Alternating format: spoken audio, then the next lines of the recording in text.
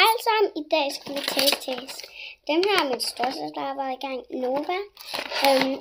Hun har også filmet det på hendes kanal. Lad os tage en op. Okay, de er blå, som I kan se her. Lad os prøve. Hold op.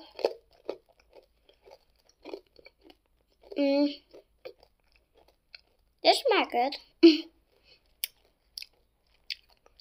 Hvis jeg skal rate dem 1 ud af 10, så vil jeg nok give dem 8. De er meget hårde.